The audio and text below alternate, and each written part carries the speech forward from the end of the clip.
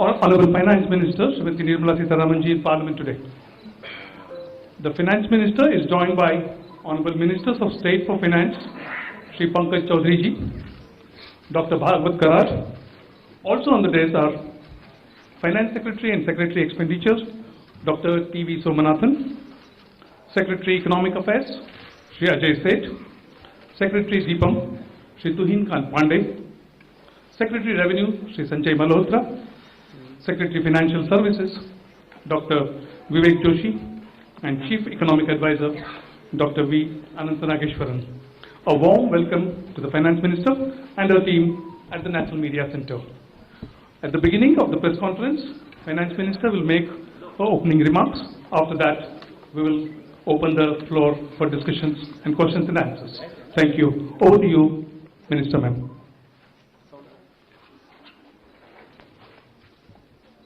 So, thank you for coming here today. Thank you very much for coming here today. Slightly longish opening remarks. I'll try to cut it down.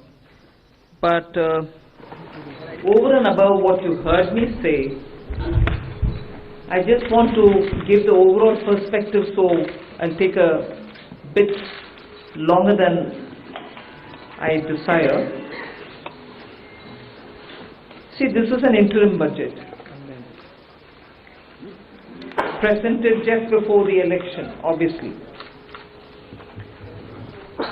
The four large things that I want to draw your attention to is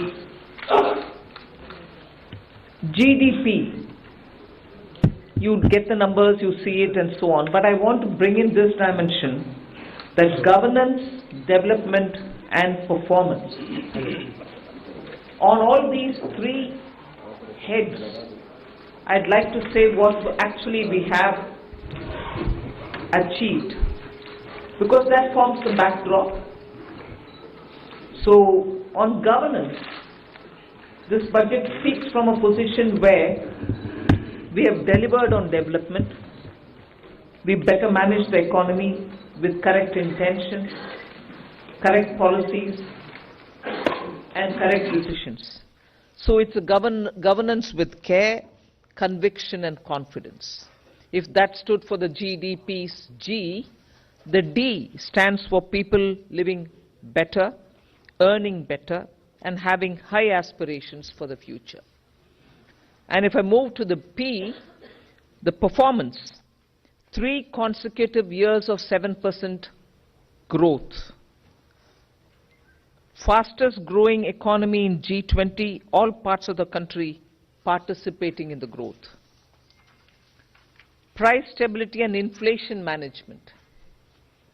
Handling the health and economic fallout of COVID. Build out of physical, digital and social infrastructure. DPI as a factor of production almost for formalization and financial inclusion and growth of the economy. Cleaning up the banking system, GST, one nation, one market and one tax, the IBC. So if you were to look at governments, I've listed some of them. So your GDP, as we look at governance, development and performance, I have something to say on each of these. So this budget, or vote on account, is getting presented with the GDP that we want to speak to you about. And in that, the fiscal management actually is something which I would like you to spend some time, even as you go through the budget. But I'll flag it here, bringing down the fiscal deficit in spite of very challenging times, as per the announced consolidation path, and with transparency and prudence. So in fact, I was just remarking to my officers this morning, most of you all had already calculated the figures, RE revenue, RE expenditure, this is what it is, because every month you get the reports coming out. So you don't need to wait till the budget statement. Every month you get the accounts, and so budget process has become absolutely transparent and questionable if there are any. You're there to question, we are here to answer. But we set in the process of keeping everything brought on budget and nothing kept aside from it or underneath it. So with that, the budget deficit, fiscal deficit, 5.8%, which is much lower than the 5.9 which was at the BE. Similarly, for the 24-25 budget, we've given 5.1 as the fiscal deficit, so clearly indicating that we are on track to meet the glide path which was set in 2021-22, and that we are well on track to meet the 4.5% fiscal deficit on or below 4.5 even by FY26. If this is the background with which I'm talking and the presentation of the budget happened, I want to very clearly put some things under the heading, if you want to call it that, Disha Nirdeshak Baatein. You must have heard the Honorable Prime Minister speak before the Parliament session, well before the sessions commenced. His usual customary remarks. He said the budget will be presented tomorrow and you will have some Disha Nirdeshak Baatein in it. So, what are those Disha Nirdeshak Baatein? There are about 5 of them I highlight. Social justice as effective and necessary governance model. So it's not just a slogan for us, social justice, we'll have to work for Nyay. No. We've shown you that it is a governance model and a successful one at that. So social justice as an effective and governance, necessarily a governance model. Then 4 major caste groups, as we call it, as Prime Minister has emphasized, the poor, the women, the youth, and the Annadata. So Disha Nirdeshak Baatein, you have the second point. Third, focus on infrastructure. This year again, massive increases of capex happened in the last 4 years. This year too, there is 11% increase, resulting in a very recallable number, 11,111 crores. So continuing the trend of the last 4 years, where capital expenditure has been the route, one for revival earlier from COVID, and now for sustained growth towards towards the Vikasit Bharat goal. Fourth is the using of technology as a huge opportunity. DPI as almost a new factor of production. So it is actually bringing in the value addition to the economy. It is facilitating every sector to bring in the value addition which is so required and improves on our productivity. And the last Disha Nirdeshak Baatein is high-powered committee for extensive consideration of challenges arising from population growth and demographic challenges. So if these are Disha Nirdeshak Baatein, what were the major announcements? I'll recall very quickly 12 of them. I'm not spending any time except for reading out what those 12 are. 2 crore more homes under the PM Awas Yojana. We already completed nearly the 3 crore. Housing for middle class. Rooftop solar for at least 300 units of power generation every month, which will be Muft Bijli for the households. There will be some assistance and some kind of a funding which will be extended. So you're generating renewable energy, providing the renewable energy generators the free they would want to use, and over and above that, the surplus that they produce can be used for selling and earning money out of it. Enhancement of target for Lakpati DD from 2 crore women to 3 crore women, preparing and empowering the MSMEs to grow and compete globally, aligning regulatory environment for them. The sixth is making sure that the eastern region, and when I say eastern region, I'm not talking about northeast. Northeast will get the attention that they've been getting all the while. They will still continue to get it, and they will be on the top of our priority. But when I say the eastern region, I'm talking about Bihar, Jharkhand, Chhattisgarh, and Orissa, making sure that they'll become the engines of growth for the new Amritkal India that we are trying to use as a bridge towards leading to Vikasit Bharat 2047. And Eastern India, I've missed out on West Bengal, please add it, Bihar, Jharkhand, Orissa, Chhattisgarh, and West Bengal. Next generation reforms will be carried on, building consensus with states and stakeholders for reform, perform, transform. 3 major corridors, which are programs for railways, for logistics efficiency, and they have been explained.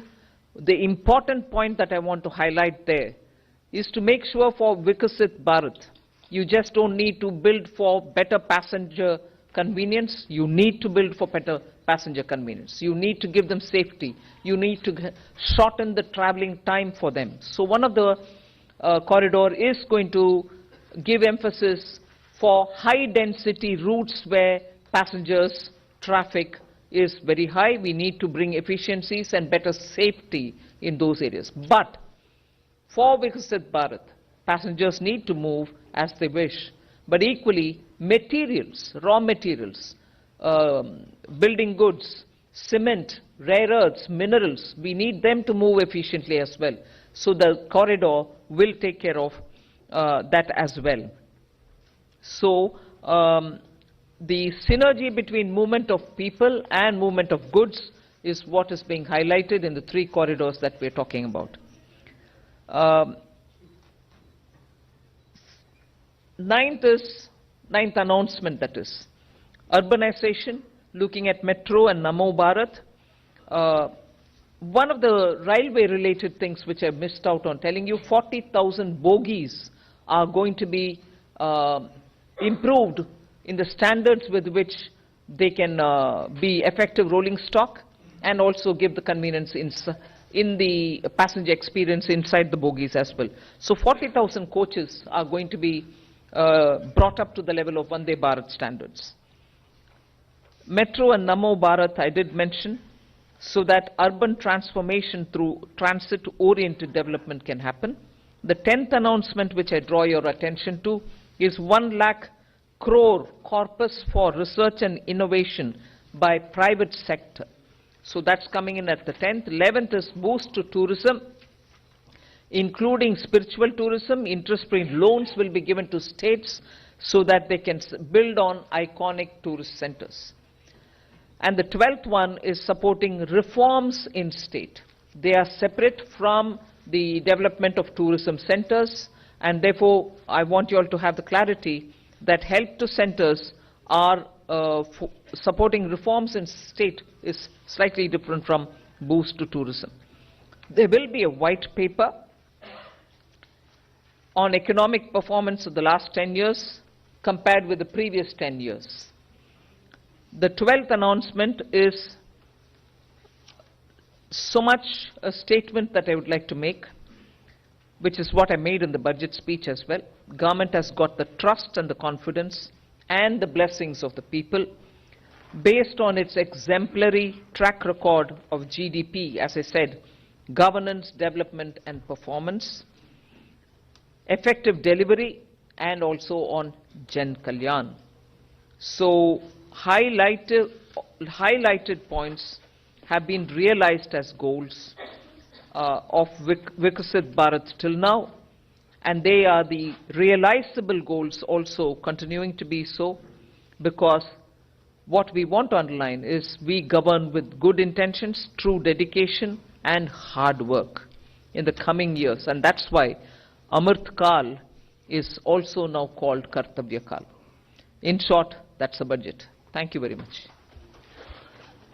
Yeah. The Finance Minister has just now encapsulated the key highlights of the budget. We'll now open the floor. We can begin with the front row here. Please go ahead, 53. Please hand over the microphone here. Hello, ma'am. This is Priyashmita from Informist Media. Ma'am, I wanted to know about the projections in your tax collections. So tax collections are seen currently growing at about 14.4%. Your April to December data shows. However, the projections in your budget are lower than that. So a back of the envelope calculation shows that you're going to get about 55,000 above your revised estimate if the collections continues. So your estimates are conservative, would you say that? I'll certainly ask Somanathan to come in on that. Estimates are always realistic with us. So let me clarify this. If you look at page 6 of the budget, you can look at it later. I'll just explain it to you. We are projecting that gross tax revenue. Now, this gross tax revenue in this sheet is net of refunds. So, net of refunds, we are projecting that in this financial year, it will grow by 12.5% with reference to last year's actual. So, from 30.54 lakh crores last year to 34.37 lakh crores this year is what is presented in our revised estimates. However, the sharing of taxes with the states is different for different taxes. Not all taxes are shareable in the same ratios. What has happened this year, if you look at the numbers, and they are given on page 6, union excise duties have actually shrunk. They have not increased. Most other taxes have grown at, as you say, 14%, etc. Union excise duties have grown -5%. That reduction is almost entirely on the account of the center, because the same way that cesses are not shared, reduction in cesses is entirely borne by the center.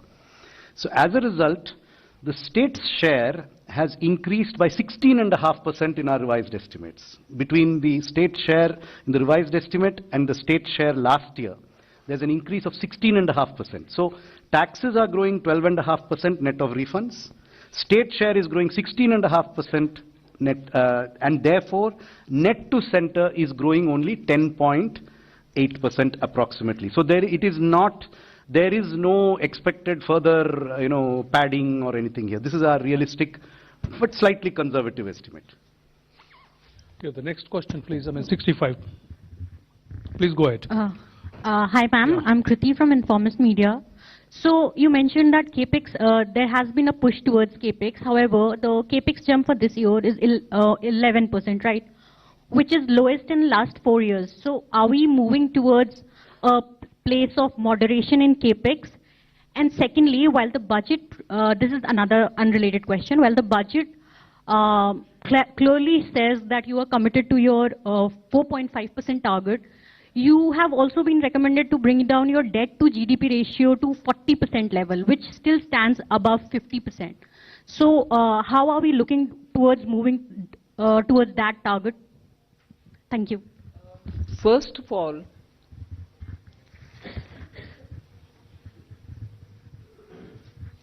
I'm on the second, your second bit was on the debt to GDP. What was your first one on? CAPEX. 11% growth in CAPEX. You've got used to about 30%, 23% from a low base. And today 11% on a high base appears low. Informist. 11 lakh crores going for capital expenditure. And you're seeing also that the private sector is coming in with their investments. So one has to have a clear understanding that when the government wants to spend through capital investment, it can be for one, triggering the economy so that private sector also comes in. At a time when private sector didn't come in, we still fully came in. Now we are seeing also signs of private sector also coming in. So it's only natural for two reasons, therefore, for you to look at. One, on what base are you saying 11% is less? Growth it is. And second, please do look up if private sector is coming in or not. Does it answer you? Yeah. The next question, we'll take it. Wait. Still, on your 40% of, first of all, that was a figure that was set before COVID. Its relevance today is something that has to be looked at completely afresh. And in fact, in 21-22, the finance minister had set out a particular fiscal consolidation glide path, which is the post-COVID glide path. I would only point out that today India's debt to GDP ratio is one of the lowest in the G20 apart from other countries. So we have to look at things in today's context, not based on a historical relic of a report which was prepared long ago before COVID happened. Yeah. And again, our external debt also is something which you should notice is never been high, not high even now. Yeah. Second row, I would request you to confine to one question, please, because there are many questions coming up. Yeah. Thank you very much. Please go ahead.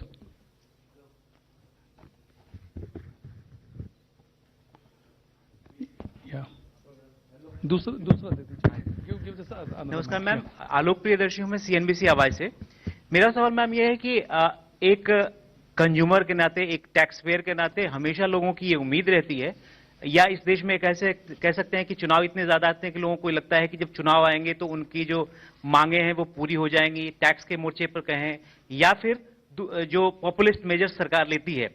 लेकिन क्या इस myth को क्या ये सरकार तोड़ना चाहती है कि जब चुनावी साल होगा तो पॉपुलिस्ट बजट नहीं देंगे? जिस तरह से फिस्कल प्रूडेंस की आपने बात करी, आपने फिस्कल प्रूडेंस को लेकर काफी जोर दिया है इस बार बजट में, तो ये इस बात का कॉन्फिडेंस सरकार को ज्यादा है कि वो अगली बार पूरी तरह से आके और जनता के जो उनकी उम्मीदें हैं उनको पूरी करेगी, या फिर सरकार इसी तरीके से जिस तरह से फिस्कल प्रूडेंस का जो रास्ता है उसको अख्तियार करेगी और उसी हिसाब से चलती रहेगी, और चुनाव के मौके पर लोग आम आदमी एक्सपेक्ट ना करें कि कोई पॉपुलिस्ट बजट आ सकता है?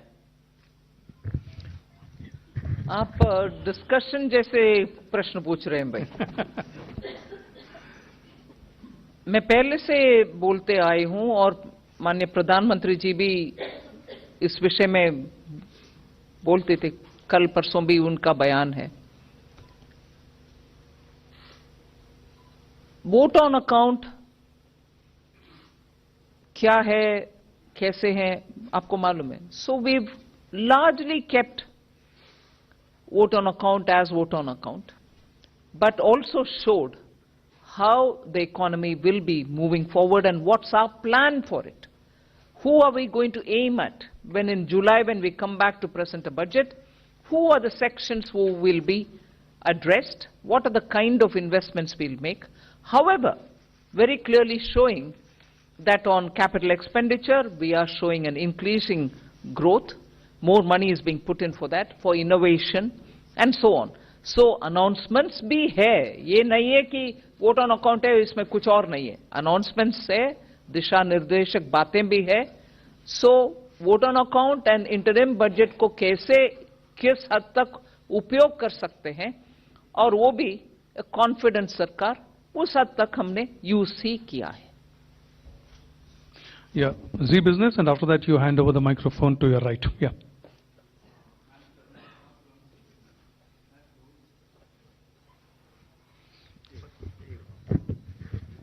मैम, आपने दो बड़ी स्कीम्स का ऐलान किया, एक अर्बन एरिया के अंदर हाउसिंग स्कीम का, दूसरा रूफटॉप सोलर के लिए. मैम, इसका बजट एलोकेशन कितना है? एक सवाल. दूसरा सवाल मैं मैम पूछना चाहूंगा डाइवेस्टमेंट के ऊपर. मैम, पिछली बार 51,000 करोड़ का टारगेट था, वो टारगेट नहीं मीट हो पाया. इस बार बजट में ये नहीं मिल पाया कि कितना टारगेट अगली बार के लिए रखा गया है, और ऐसे टाइम पे टारगेट नहीं पूरा हो पा रहा है जब मार्केट, इक्विटी मार्केट बहुत अच्छा परफॉर्म कर रहा है.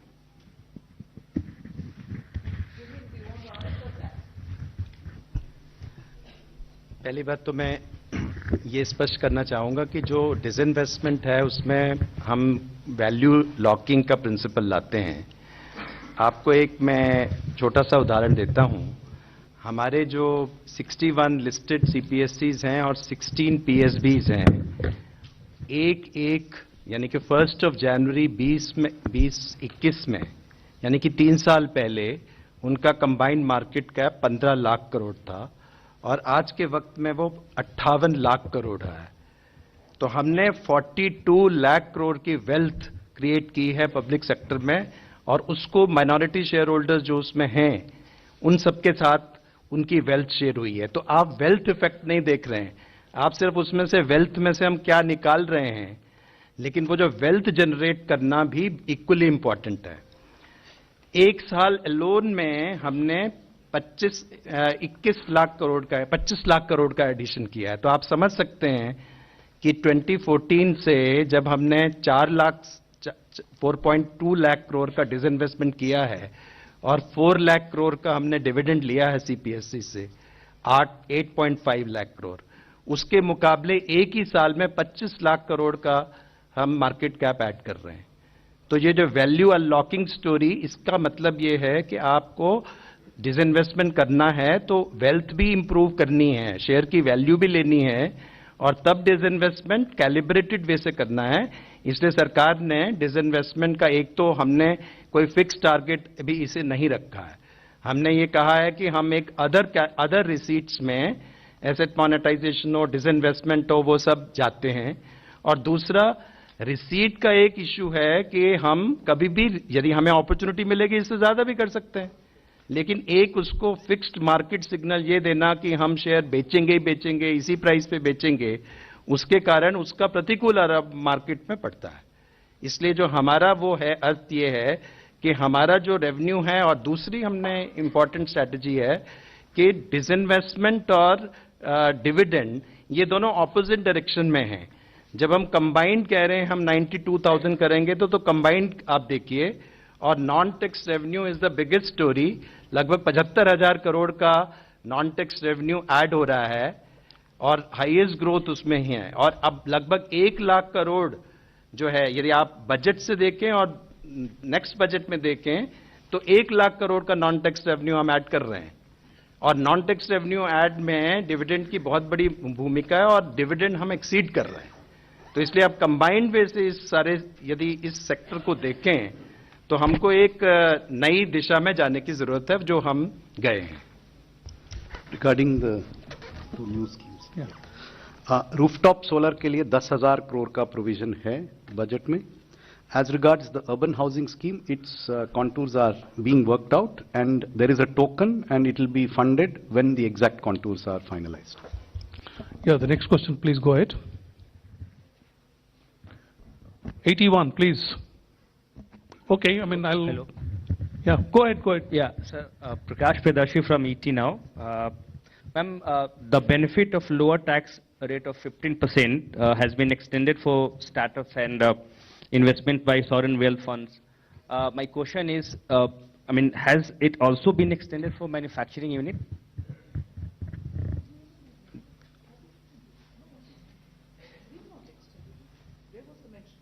No, I'm asking, I'm seeking clarity. No. Thank you. Yeah, Bloomberg, Ruchi. Ma'am, some of the rating agencies have said that they will take a call on a ratings upgrade for India only after the next budget. But given that this budget of yours, you did say that it has been transparent, you've maintained the path of fiscal prudence as well, what will be your message for rating agencies? Not only aligning with the fiscal consolidation roadmap that we gave earlier, but bettering it. Is that one simple, straightforward message which every rating agency should take on board? Should take on board. Ma'am. Yeah, please go ahead. Yeah. Sapna here from CNBC TV 18.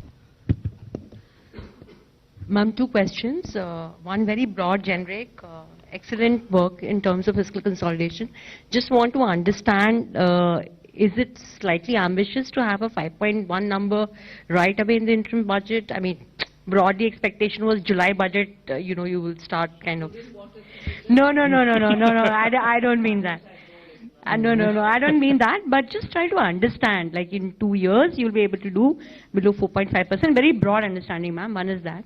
Second, ma'am, you're talking about next generation reforms. Within that context, the government has had a, a massive privatization agenda. There doesn't seem to be, any mention of that as of now. Just heard to him. Sapna, you're asking the same thing. No, but You went elaborately on it. but will you still be sticking to it? Just broadly wanted to understand. Yeah. Yeah, please go ahead. Yeah. Timsi Jaipuria from CNBC TV 18. Ma'am, in your budget speech, you've given a very ambitious target of 1 lakh crore worth of a fund for private sector for research and innovation, where you've promised 50-year interest-free loan. If you could give the contours of this scheme, which are the sectors who will benefit in terms of the private sector, which are the specific sectors who can avail this corpus, and what kind of work or research and innovation are we focusing on? Sectors and how this scheme will work. So I'll tell you the quantitative part, and Secretary EA can expand on the sectors. There is the 1 lakh crore is a provision over a period of time as the need emerges. This will be provided as a 50-year interest-free loan to a financial institution which will be identified, which will be within the government ambit of financial institutions, who will then finance or refinance projects at long tenors and at concessional rates of interest. Money has been provided in this budget in the Department of Economic Affairs for multiple purposes, including this one. So there is a provision for this in the Department of Economic Affairs, which covers many other things also. As regards the sectors, I'll leave Secretary. See, as announced in the budget speech, these are the sunrise sectors. And what is the economic logic behind it? These are the innovations and research. Investments are needed today, and the private sector, the returns will come a couple of years down the road. And those couple of years can be 4 years, 5 years, 10 years. For some investments, it can be even longer. So it will not be commercially viable for private sector to invest if it were to be a commercial money for them. So this is what the fund will help them. Clear identification of those sunrise sectors will be through a stakeholder process. Yeah, business line. Yes, Namaskar, ma'am. Shishir here. Just two clarity, ma'am. One is about the TCS. Some changes have been made in the TCS on the LRS. So what are those changes? There is not much clarity because explanatory memorandum is not there. And the second part is the housing scheme. Will it be just like an interest subvention scheme, or what will be the contour of that? So you are aware that, sometime I think last year, maybe in June or July, there was a press release in which the TCS rates were later on changed from what were announced in the budget of 23-24. So basically it is just to align those TCS rates with what was announced in the press release. There is no further change from what was announced in the press release. Your question on housing was? What will be the contours? It's still being worked out. Interest subvention, will there? It could be one of the features of the scheme, but nothing has been finalized yet. It's under discussion between Department of Financial Services, Ministry of Housing and Urban Affairs. Multiple options are being considered on how to achieve the purpose that has been set out. Hello, ma'am. Ruchika Chitravanshi from Business Standard. One question was regarding the relating to the announcement you made about the withdrawal of demand for outstanding tax. What will be the cost to Exchequer for the tax that will be foregone? And second, a small clarification: the 75,000 crore 50-year loan that is linked to the milestone reforms. Yeah, is that in addition to the 1.3, or is it part of it? So all of you would be aware, that there are a large number of small demands that are pending with respect to income tax, wealth tax, gift tax. They number in all about 2.68 crore such demands. The total amount, of course, is very high, which is 35 lakh crore of outstanding demand. A lot of it is in litigation.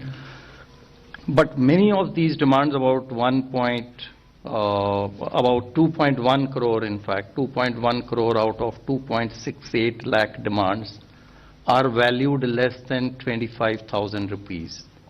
Now, many of these demands are very, very old, dating from 1962, when Income Tax Act was enacted. and right now till very recently till today. So this has been causing a lot of hindrance, especially for the taxpayers, because these demands are very old. Many of them are unreconciled because of systemic issues. We shifted, our CPC, all the tax records, centralized them in 2010-11 year.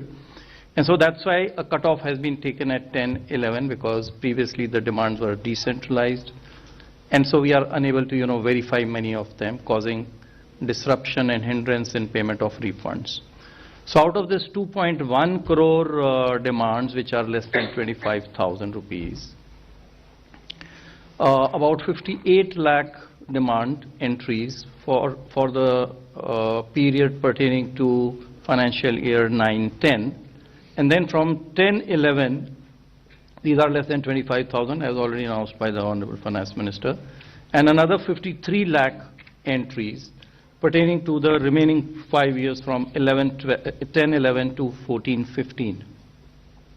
So 1.1 crore small demands, 25,000 and 10,000 for the 5 years. These are being remitted. The total amount is less than 3,500 crore rupees. The 75,000 crores is part of the 1,30,000 crores. Yeah, go ahead, please. Yes, go ahead. Hi ma'am, this is Pushpita from the core. You mentioned about that nearly 40,000 rail bogies will be converted to Vande Bharat standard. But if you look at the price of Vande Bharat is comparatively higher than the other ticket prices. So considering the affordability of the passengers, what will be the pricing and how will it be decided? If you could.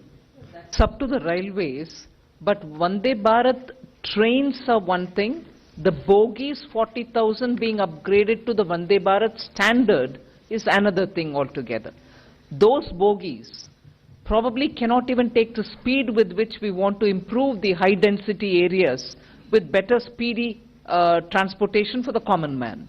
Equally, the inside bogie experience is also not up to the mark because they've been so for a very long time, and as time passed by, their quality has also come down a bit. So we are talking about the bogie quality matching with the Vande Bharat standards. As to which of those lines of traffic that they will get connected to, and as a result what will be the rationalization of the ticket price, is not something that we can talk about. That's something which the railways will work out gradually.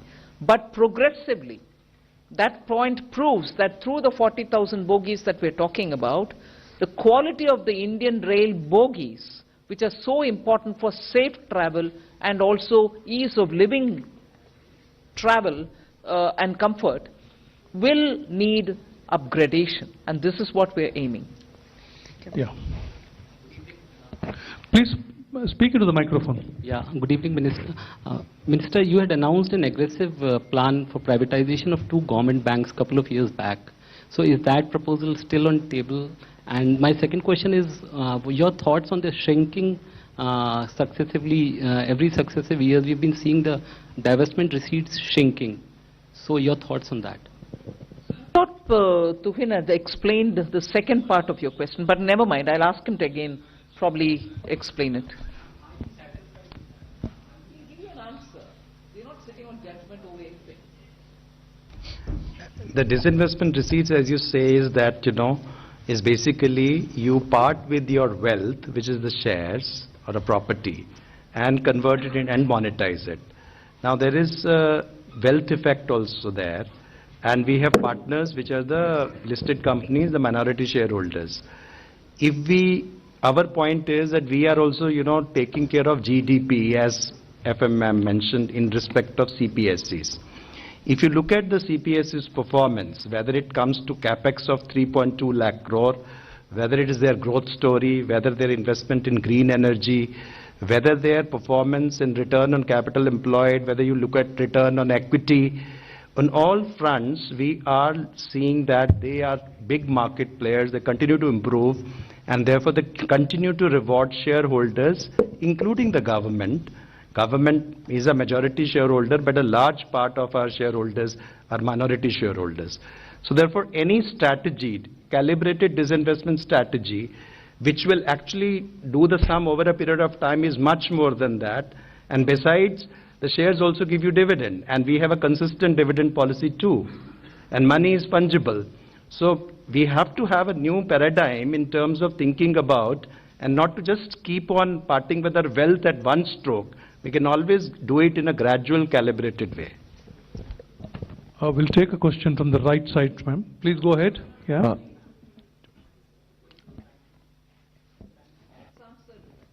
Yeah. Ma'am, I have a question on this committee on demographic change challenges. Ma'am, what would be the mandate? What are the areas it would look at? Will it be urbanization? Will it also include issues around, you know, this whole issue about constituencies, political constituencies, given that the northern states have grown faster? Also, two clarifications. One is on the 70,000 crore with DEA for new schemes. What kind of schemes apart from solar rooftop are budgeted for? And two, on this issue of tax, these small disputes, does the 25,000 include only the principal amount, or is it interest and penalty for that 25,000?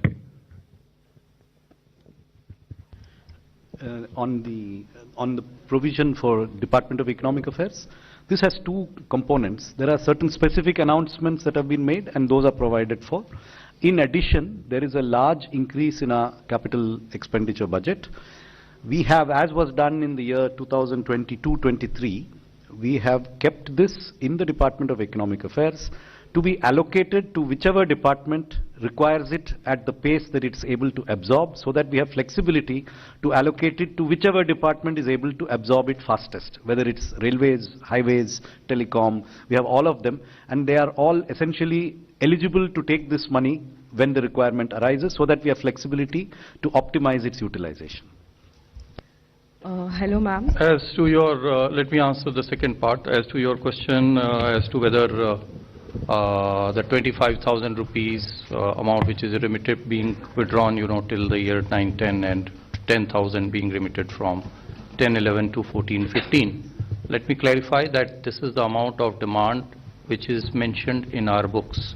And so when this demand is actually entered, then it will include even the interest till the point, you know, when the demand was actually assessed and entered. So it includes the interest till that period, that point of time. And any interest which accrues later on is also withdrawn. Yeah. The front row, left side, please. Hello, ma'am. Ma'am.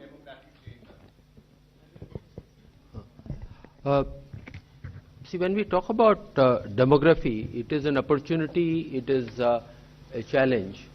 And the current numbers, how the changes are happening over a period of time. So this committee will have a mandate to have an extensive consideration of those challenges and the opportunities, and come out with a specific set of recommendations. Hello, ma'am. Ma'am, I am Monica from the New Indian Express. Ma'am, in your budget speech, you mentioned about the India, Middle East, Europe economic corridor. So, given the fact that there are conflicts in the Middle East region, so is the project still on track? And also, when the French president was here, was there any discussion on the corridor? Well, it's been announced and we are taking it forward. Yes, there is significant disturbance in the Red Sea area and the Middle East, but this is a project which has long-term implications for the entire region up to Europe, because it also includes Europe. So yes, we will be taking this project forward. We will be consulting and taking it in all its contours. Okay, the second last. Ma'am, Himanshu Shekhar from here, ma'am, yeah, NDTV India. Second last pro, madam. Ma'am, एक महत्वपूर्ण घोषणा आपने की है प्रधानमंत्री आवास योजना को लेकर। अगले 5 साल में आप 2 करोड़ घर बनाएंगे। क्या ये फैसला हुआ है कि इसमें से कितने घर आप ग्रामीण इलाकों में बनाएंगे और कितने शहरों में, जैसा कि पहले ग्रामीण ग्रामीण के लिए बनाएंगे? ग्रामीण के लिए 2 करोड़ और घर बनाएंगे। हाँ। और ये 2 करोड़ 95 लाख का जो आपका टारगेट था वो आपने पूरा हो गया है। 3 crore, we are close to achieving 3 Close to crores. achieving. And over and above the 3 crores, ये 2 crore. 2 करोड़ है। और इसके लिए फाइनेंशियल कुछ एस्टिमेशन हुआ है, कितना एलोकेशन करेंगे आप? The allocation is provided for. It will be supplemented when the costing is worked out for these additional. But there is a provision to kick it off in the coming year. Thank you, sir. Yeah, please go ahead.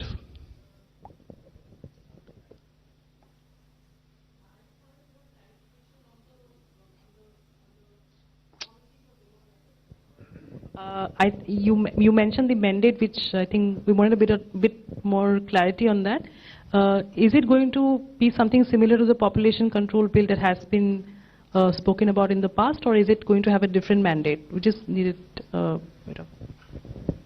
Say the budget speech says, and I'm already responded to that. Wait for the terms of reference to come out, and then you will get to know the exact details. But overall approach is, it is a huge opportunity, but there are challenges. Both have to be taken note of, and appropriate responses to be taken. So that's really that broad idea I can share with you, and terms of reference will come out in due course. Yeah, please go ahead. Good evening, ma'am. This is Parth Singh from Outlook Business. Since you spoke about bringing the East India to pace in terms of development, I wanted to ask you, how does the government plans to address the industrial gap to help these states in a free market economy? And for example, more than 70% of the PLI projects are currently concentrated into just 3 states. So I wanted to ask you that. They are not concentrated in 3 states because we want them to be concentrated in 3 states. If there are investments happening, and if there is going to be production in any other non-3 states that you want to talk about, PLI will be extended to them as well. It doesn't go on the criteria of geography. It goes on the criteria of manufacturing, of how many additional units are produced. I just want to add to that. The public sector investments have gone substantially to the eastern region, whether you look at gas pipelines, new fertilizer plants, or even new LHB railway rolling stock, which is being manufactured in Bihar. So a considerable amount of the public sector investment is focused on the eastern region. Yes, please go ahead. Yeah, if I can add on this particular one, as we are all aware, aspirational districts program in those districts is making a very significant change. 60% of those districts happen to be in eastern India. And when the people are better educated, etc., then more economic opportunities get generated there because skilled manpower is available in those areas. So we'll see over a period of time, and that is what the government will also be providing appropriate support. Ma'am, this is Nivedita Mukherjee from the Sunday Garden. This is with regard to the National Monetization Pipeline that was launched in August 9, 2021. And with regard to your focus on infra in this budget, do we see also that going forward, and what has been the progress? Ma'am, these are 2 different things. A very large part of infra assets are held by those infra agencies or the public sector undertakings. So as they embark upon their more capital investment, they also monetize some of their assets and plow it back.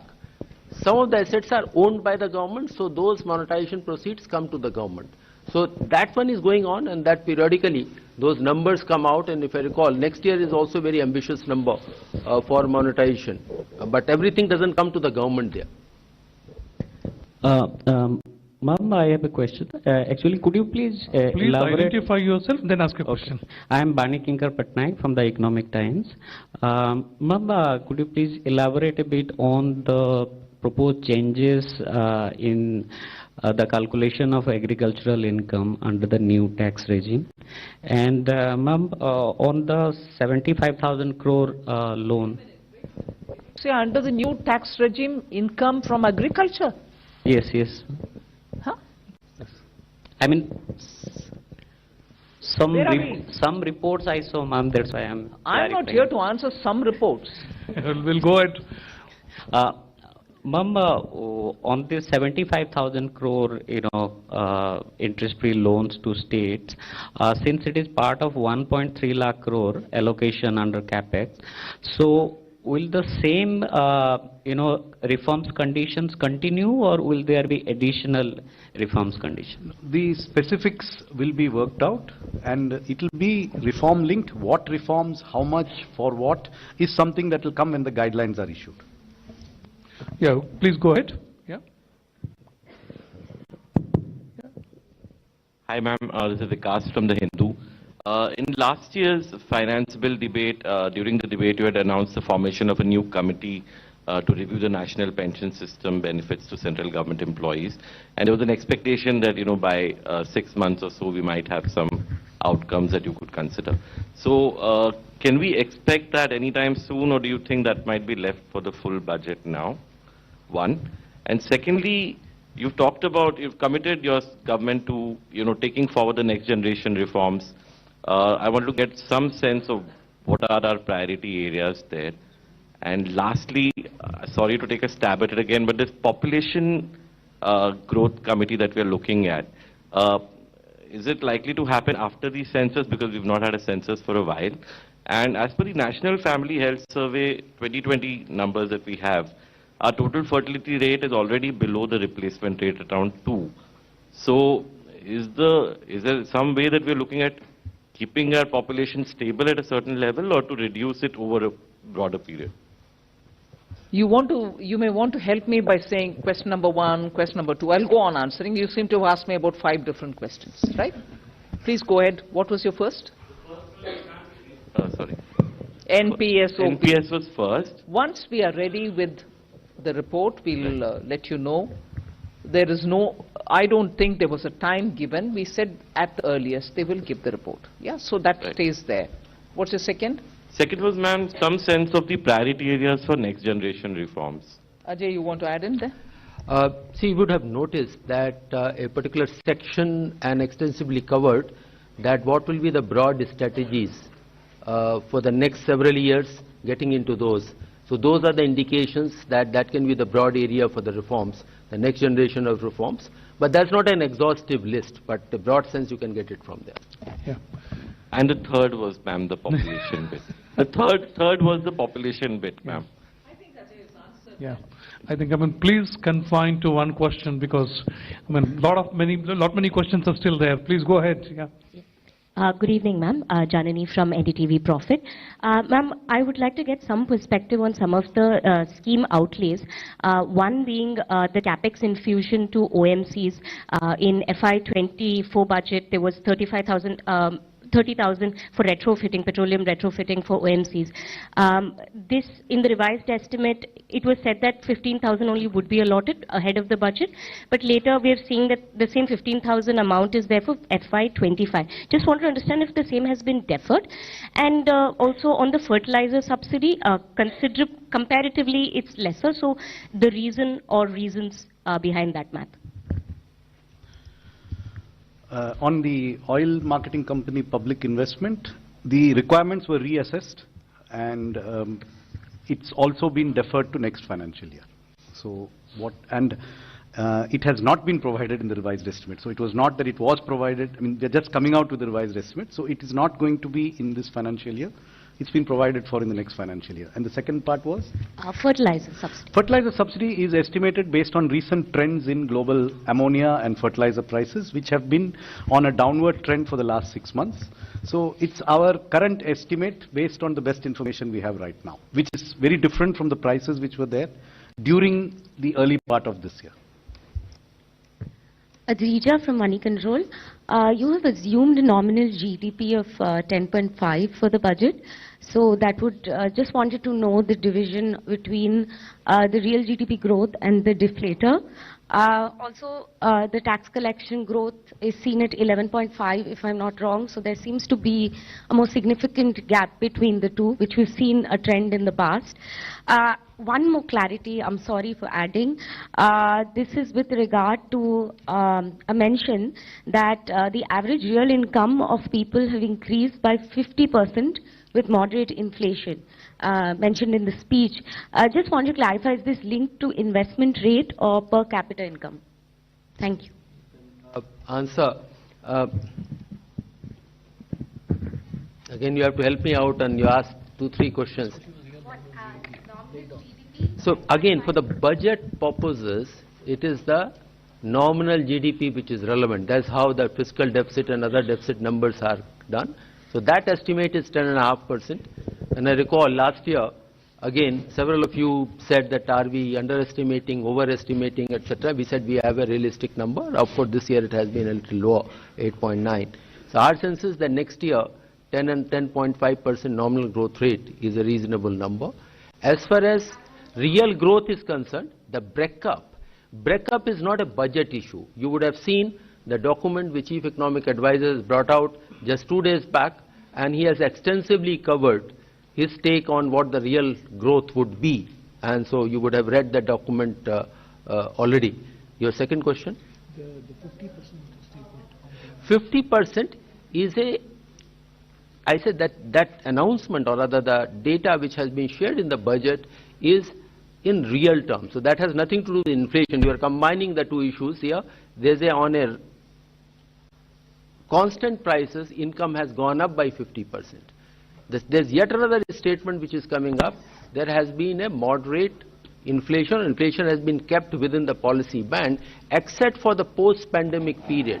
If you take the 10-year period, it has been well within the policy band. I'll request. I'll just clarify. I'll just clarify this. I think the reference to the growth in real per capita income is 56% is the growth between FY14 and FY23. That's what ma'am was referring to in her speech. And 57% growth in real per capita GDP. Okay? That is what she was referring to. Thank you. Yeah, please go ahead. I'm Meghna Mittal from Money Control. The government has announced in the budget lowering the market borrowing for next financial year, the gross market borrowing.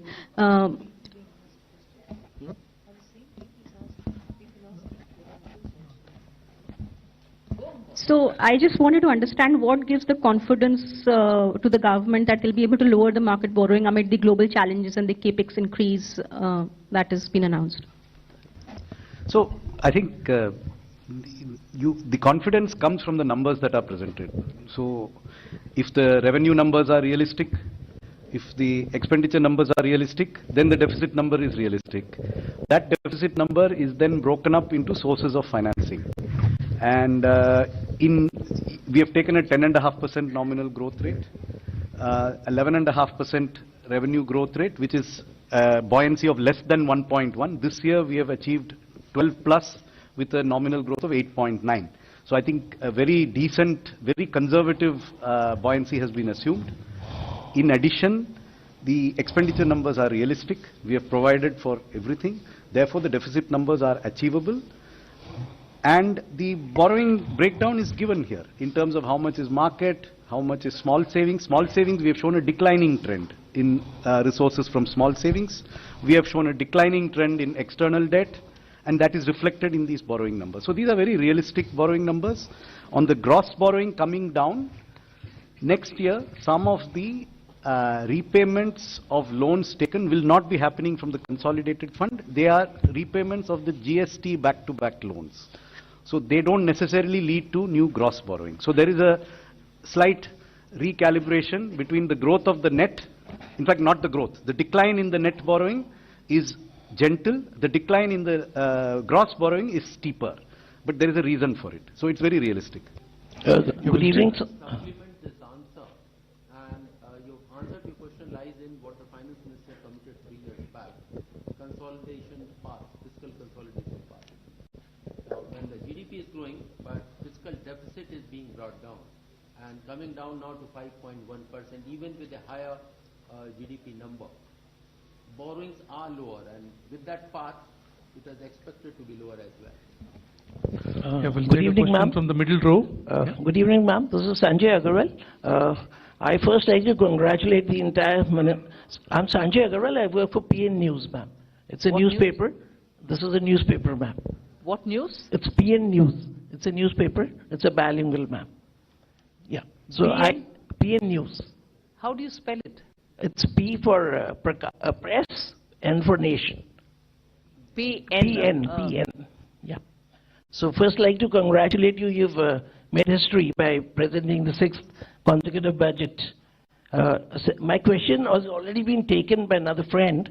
I want to know that you're talking about income tax demands, as Sir explained, Sanjay, that there have been about the borrowings is 14.13 lakh crores, and this your effect is 3.8 CR. So wouldn't it affect? And wouldn't be like the future? There are a lot of quotes. You said that's going to be people are going to say, okay, waive off our demands. Is this not going to set a wrong? Means I don't know what should I call it, ma'am. See, as I mentioned to you, this should not be seen as a waiver, because as I mentioned, in the year 10-11, we shifted our records which were previously maintained at zonal levels or state levels, and which were mostly paper records, or if they were computerized, then they were held in computers locally. There was no central record. So in the year 10-11, we shifted this centrally to our central processing center now in Bangalore. Lot of those demands which are over there, they have actually been paid for by the taxpayers. Because when we reach out to them and we tell them, this is a demand, this is a small demand, of course, but they say, well, we have already paid it. But the records were not with us because they were all decentralized. And so mostly these demands are actually not existing. They are existing on paper, but they are not actual demands. They are mostly fictitious, and they are not going to yield any revenue. Some of them, of course, are very, very small, 1 rupee, 2 rupee, less than 10 rupees. So it's not a waiver. That's why Honorable FM in her speech has not called it a waiver. It's just a withdrawal, it's just a correction of entries. Ma'am, shall we conclude, or would you like to take 1 or 2 questions more? No, just those who had shown their... Yes. We go to the middle row. Yeah. Yeah. No supplementaries. And now, please confine to 1 question now, all of you, the 3 of you. Good afternoon, ma'am. Congratulations to you and everybody. Karishma this side from Business Today. Ma'am, if you look at the Manrega allocation, if you see the trend for the last few years, whatever has been budgeted, usually the revised allocation goes, of course, slightly a bit more. And if the trend carries on, it could be seen in FY25 also that you may have to allocate more in the next budget. I'd like to understand from that point of view, ma'am, is the center happy with the way the scheme is working, especially in cooperation from the states? First of all, Manrega allocation is not done on the basis of a trend. It is based on the demand coming from the ground. That is one answer for your first question.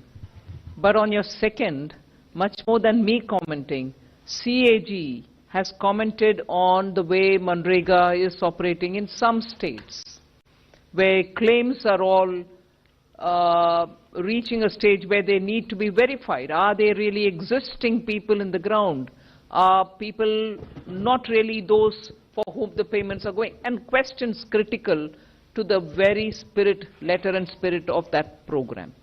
So to that extent, the CAG reports themselves highlight where course corrections will have to happen in those respective states. I'm not saying a problem existing in one state is the same across board. Some states may do with some kind of a problem, some others do with other kind of problems and so on. So that has to be addressed differently from, are you gradually coming down in terms of allocation? You're putting 2 and 2 together, which may not be right. Ma'am, hello, this is Surbhi from Business Today magazine. Ma'am, I wanted to understand by when will the white paper that you have announced come out, and will it be done by the Finance Ministry? And secondly, ma'am, on CapEx, do we foresee any slowdown in CapEx this fiscal, because we have about 2 months left now, and we'll have the Model Code of Conduct coming in, so that... No. But yeah, of this is, so just wanted your thoughts on that. Thank you. But then CapEx, I thought, was something on which all of come out, and because of the multiplier effect, it is having a bearing on the recovery, and now not recovery, but sustainable growth and high growth and so on. So, I'm quite surprised that questions are already coming saying your increase is not sufficient, is it going to be absorbed or not? I mean, varying words used for that. We believe that capex from the government will continue, and we've given a good number this time also, and it is important to continue as well. Just to add to this point, model code of conduct, no new work can be started. So whenever the model code of conduct work come, now in the balance 2 months of the current financial year, ongoing works will go on with full pace. There is absolutely no bar on continuing with those works. This is Sumit Chaturvedi from ET Now. Again, the question is, you said there will be white paper on pre and post 2014 economy. What is the timeline for that? You said it will be coming soon. Just to add a similar question, because what would be the parameters on which both periods comparison will happen, because they were both the different periods with different kind of challenges. Comparison is always between two different periods only. I can't compare myself today, this minute, can I? They have to be varying periods to compare. It has to be so. On the timeline, ma'am? Yeah. Huh? Wait when the white paper is laid down. Yeah. The last question, please. I am Nikunj Ohri from Reuters, requesting some clarity on the gross borrowing, lowering of the gross borrowing, market borrowing for next year. One of the annexure to the document, budget document, says that maturing debt would be met through GST compensation fund. So, wanted you to clarify whether this relates only to the back-to-back loans that were given to states earlier. Absolutely, only to that. Okay, thank you. So, thank you very much. I mean, it was an elaborate press conference. And thank you very much for your presence, everybody. Thanks a lot. Honorable Finance Minister, Srimati Dinamalar Sitharaman in Parliament today. The Finance Minister is joined by Honorable Ministers of State for Finance, Shri Pankaj Chaudhary ji, Dr. Bhagwat Karaj. Also on the dais are Finance Secretary and Secretary Expenditures, Dr. T.V. Somanathan, Secretary Economic Affairs, Shri Ajay Seth, Secretary Deepam, Shri Tuhin Khan Pandey, Secretary Revenue, Shri Sanjay Malhotra, Secretary Financial Services, Dr. Vivek Joshi, and Chief Economic Advisor, Dr. V. Anantanageshwaran. A warm welcome to the Finance Minister and her team at the National Media Center. At the beginning of the press conference, Finance Minister will make her opening remarks. After that, we will open the floor for discussions and questions and answers. Thank you. Over to you, Minister Ma'am.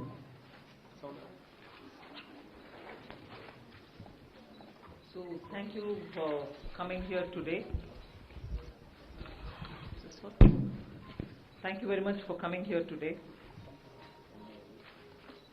Slightly longish opening remarks. I'll try to cut it down.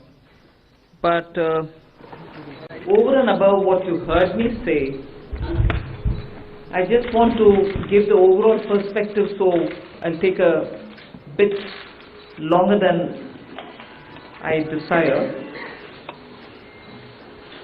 See, this is an interim budget presented just before the election, obviously. The four large things that I want to draw your attention to is GDP. You get the numbers, you see it and so on, but I want to bring in this dimension, that governance, development and performance. On all these three heads, I'd like to say what actually we have achieved, because that forms the backdrop.